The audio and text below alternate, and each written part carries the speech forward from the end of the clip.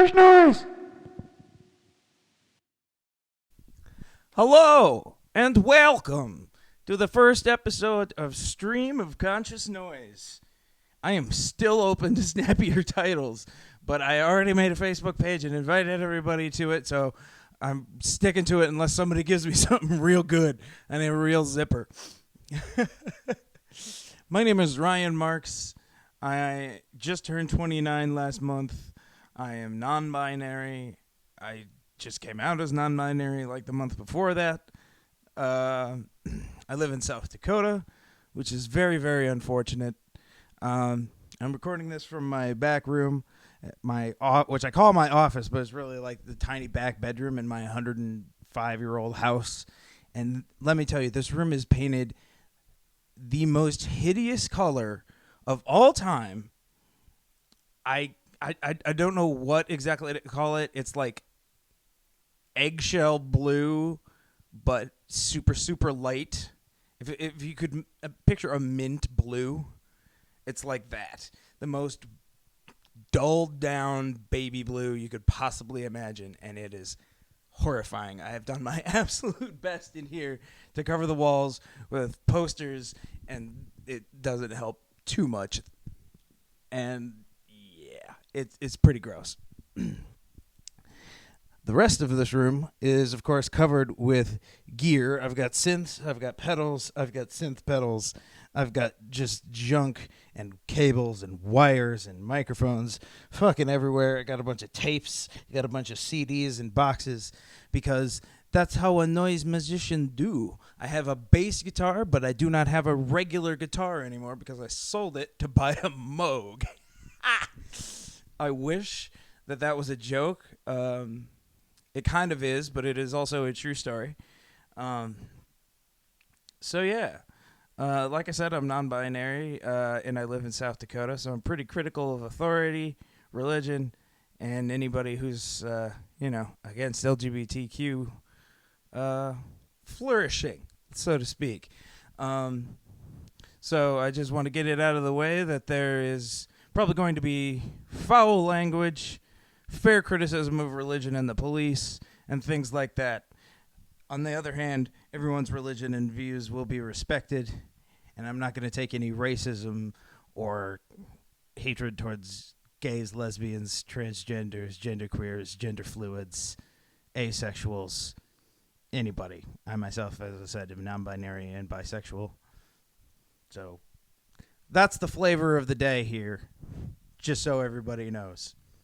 I'm not going to say like 18 plus or anything like that. I'm not going to be showing my titties. Clearly, this is an audio podcast, but maybe like 13 plus, because I'm probably going to drop a fuck or shit or several. Oh, yes. And to get it out of the way, I do have 4 cats, all of whom are females, because, of course, I like to be overwhelmed in my own home. They may make their voices heard. Sometimes they're chatty, and sometimes they're not. One of them is laying next to me, and I swear if you walked into my house and just saw her, you'd think she was dead. She covered herself up with a wall hanging earlier, just wrapped herself up into it like a burrito of her own accord and slept there for about 2 hours. Cats are bizarre.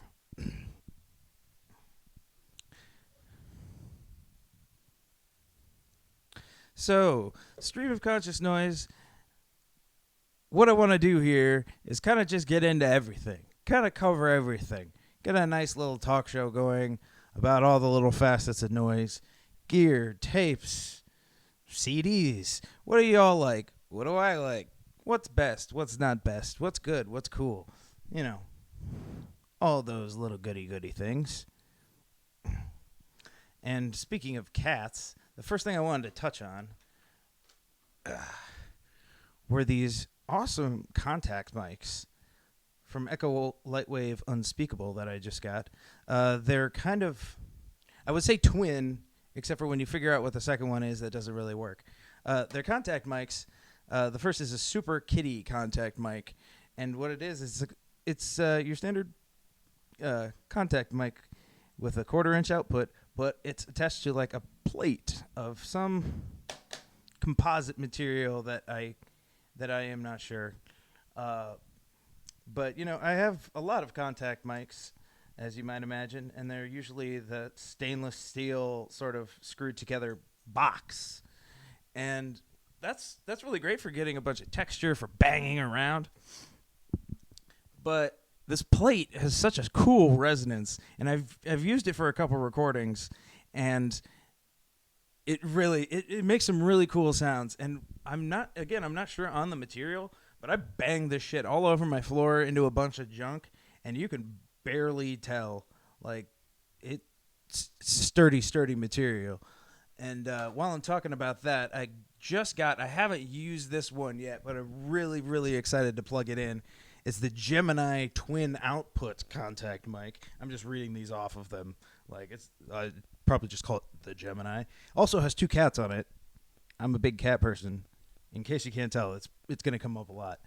But again, contact mic on this cool little sort of like composite plate of some sort of plastic. And this one has 2 contact mics and 2 quarter-inch outs. And I am super excited, and so should you, if you like running 2 chains into a single recording. Super, super fucking fun. I love smashing 2 chains together. And so I believe it was $30 for the single, and it was $40 for the Gemini. I'm not sure if Echo has more of them, but I'm sure if enough people asked, they would make more, and you would be able to buy them. They are excellent little contact mics, or at least the single one is. So I have nothing but high hopes for the duo. Let me see here. I try to keep like a little bit of a list of things that I wanted to talk about so I don't get off track. And I don't know how well it's working. I try to keep this casual, try to keep it a little bit silly. Anything too stuffy, and then I end up just not liking anything. And I'm betting it's going to be hard to listen to. You don't want to hear me read off a script. You don't want to hear me stutter through a million things. I'd rather stutter through a joke than a little script I wrote off on my fucking iPhone 8s. And so actually what I wanted to continue with was a shaker box. Now we're talking about metal encasements. This one was handmade for me by a friend, Alyx Ill, on Facebook. Some of you may know them. And it's made out of hand-bent and stamped copper and filled with pieces of something. I couldn't tell you what. But it's very tightly packed, and the timbre of this copper is wonderful. And then just to top it all off, the craftsmanship on this is absolutely beautiful. I love this. And Alyx is actually a kind of newish noisist themselves with the project Yatzeret Shedim. I hope I spelled that or said that correctly. I'll put links to everything that I'm mentioning down below as well as I can. And so if you have any questions about spelling, just check the description. Everything will be down there.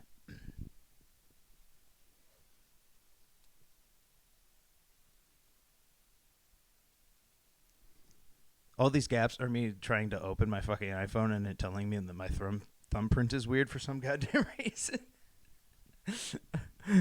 And really the only thing, the next thing on my list here was, it's a good question, but I should have just figured.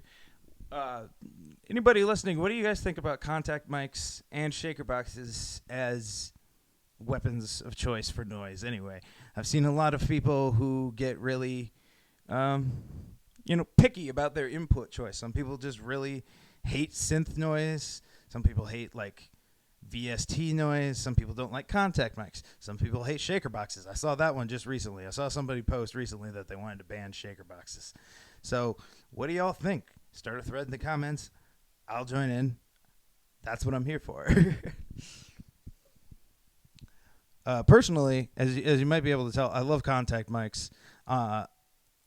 I don't have too many shaker boxes. I'm pretty sure that's the only one I have besides the Dead Man's line from Kundritic. But that's more of bring box, really, if you think about it. And speaking of synths and things that people don't like to use as noise, oh boy. And speaking of things that I hope I'm pronouncing correctly, everybody's Filipino friend, Gantals. Please, my Filipino friend, if I am pronouncing that incorrectly, correct me. I'm so sorry. Because your work is amazing. The cut up noise thingy. Or the cunt. Because, as well as a master of electronics, again, is a master of acronyms. This thing is absolutely beautiful. It's hand painted. It's got hand embossed labels stickied onto everything. And I don't even know how it works exactly, how all the knobs and buttons work. I know there's an on switch, and each of these little buttons affects the sound, and each of these knobs tweaks a little bit. And that's both the way I like to look into things, and I think that's also how Gen would want me to play with this. All I know is that it's called the cut up noise thingy for a damn good reason, and that is it spits out cut up noise like nobody's damn business. Like, we get 2 fingers and 2 thumbs, you can do some damn good cut up with this. And if you run it through some pedals, next level. Absolutely next level. And what I really want to point out is that Gen is an amazingly, amazingly kind person. This thing is built beautifully. And I live in South Dakota, in the dead center of the United States. It took 6 days to get this thing from the Philippines to here. 6 days. That's not a joke. I still can't believe it. So, and this is not Gen's only device. He makes a bunch of other things, all with awesome acronyms. So definitely check out that stuff, because he's constantly shipping things all over the world for people. People really pack in and try and get these. And again, I'll leave a link down in the description as best I can to Gen's stuff. Or at the very least, I'll have spellings for everybody, and you can look these people up on Facebook. I'm sure most of them will be more than happy to talk to you about their work. And if anybody who I'm mentioning so far doesn't want their information shared, please let me know. I'm not going to link anybody's Facebook pages. I'll just put the names down below. And then you're free to decline anybody you feel. And speaking of friends, because I'd like to consider that everyone I've mentioned so far is a friend, and I hope they consider me also. Speaking of friends, I have a lot of friends who do collage artwork, and as you know, very, very popular and fantastic way to do cover art and to kind of express a lot of the chaos that is noise, especially when you kind of have a loose concept, you know, when you've bust out a really good session and you're kind of like, it's kind of like this. Collages are a really good way to summarize that. And so I wanted to shout out my friend Logan Threedouble, who is a sort of burgeoning collage artist. But as I've told him a million times, holy shit are they talented. And people should check them out. People should pay them to use these collages as artwork because they're fantastic. I have several times, and I don't regret using the same artist for different covers. I don't, because every time I am impressed. And again, I will leave as much details as I can in the description down there. Hit these people up. As long as you're respectful about their artwork, I'm sure they'll be all right with you. And to close this first episode, I know it's really short, but in the future, I'll have more material. I'll have people to chat with, interviews, more reviews, whatever you guys want to talk about, whatever you guys want to submit, we'll get to it on here. We'll make this podcast as long as you guys want. And to close out, I'd like to review kind of an older tape. It was one sent to me by my friend Jacob, a.k.a. woundfont, and it's called Speak Softly, as you might know the saying about large sticks. And I'm actually a very big fan of this album. I was supposed to release it back when I was planning on having a label, but mental illness got in the way of a lot of things in my life. And this podcast is actually kind of me starting to do things again and be productive. So this is me making up for not releasing this tape. He has now self-released it on Bandcamp. The link below. If you are into harsh noise wall at all, I highly suggest you check this out. Deep, throbbing, crushing walls. And the middle one is it's about, I'd say a little under a half an hour. The first track is the longest, and the first and last kind of follow the same vibe of a very heavy vibration that you can feel it in your ears. You can just feel it coming through headphones if you listen. It's very thick, very oppressive walls. And then the middle one is just solid anxiety. It's about 8 minutes long, and it is just anxious tones slashing at you. And overall, not the most meditative wall album I've ever heard. And that's good, because I enjoy a good, crackle wall, or a good, very minimalist wall, like Rien or something like that.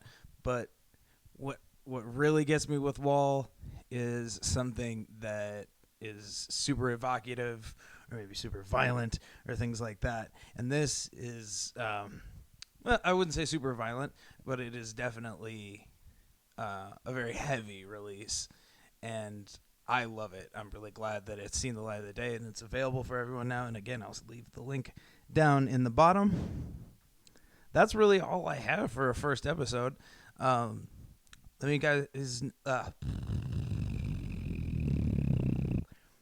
guys, let me know what you think in the comments below.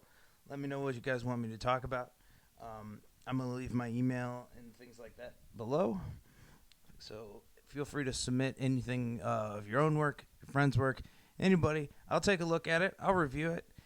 If you got a piece of gear you want me to talk about it, I'll check it out. If you want me to talk about more of the gear that I have, recommendations, I'll do that too. Thank you to anyone who listens to this. I thoroughly, thoroughly appreciate it. And I will see you next time. Much love.